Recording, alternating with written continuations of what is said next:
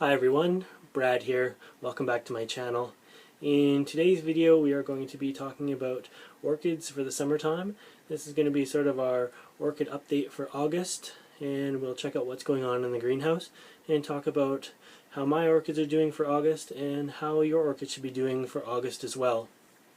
So with August, the warm temperatures are here and the dry conditions are here. So your plant should be in full growth and needing lots and lots of water. So we're going to make sure that we keep our orchids extra watered this time of year. Some orchids are going to need daily watering, others are definitely going to need bi-weekly watering, and your orchid watering schedule is going to be much greater than it is in the wintertime. This time of year, with August here, there's going to be lots of active growth with the warm temperatures. You're going to be seeing lots of orchids out in with new shoots and new pseudobulbs growing, and you really want to give them as much light as they can possibly handle without burning them.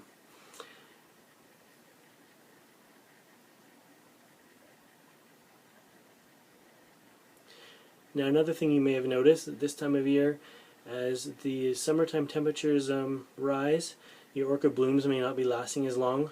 All of the late spring bloomers that you had in bloom are probably now starting to fade, so enjoy the last of the blooms from the springtime bloomers while you can, because in the next few weeks most of the orchids are going to be going into active growth phase and not going to be too concerned about blooming at all for you.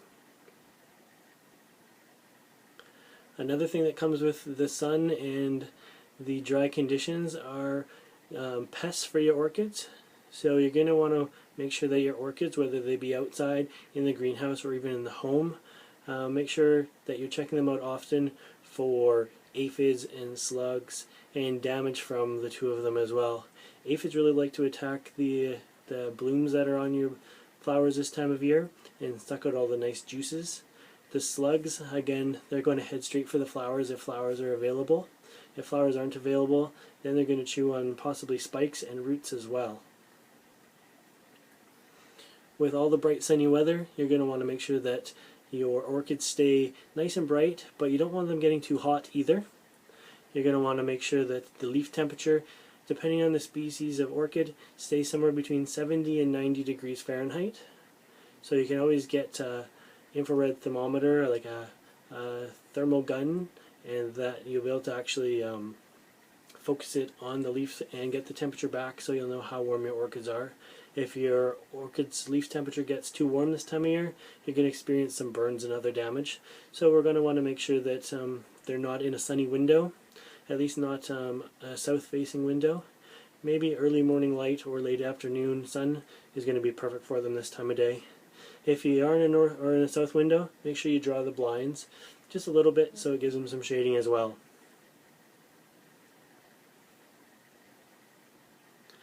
Another thing to be on the lookout for this time of year is all your spikes that are going to be on your fall bloomers. So stuff like cymbidiums are going to be starting to spike this time of year. Ones that have been in active growth and done blooming for the springtime have had all of May, June, July to produce pseudobulbs, and possibly could be starting to spike now. So if you have cymbidiums, make sure they're outside where they're getting the cooler nighttime temperatures, and keep an eye peeled for spikes on those.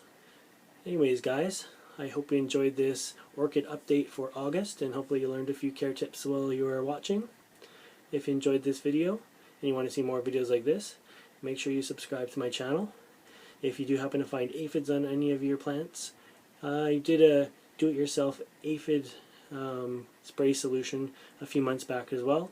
I'll try to put that in the credits there, and look that up just in case you need to be treating for aphids yourself.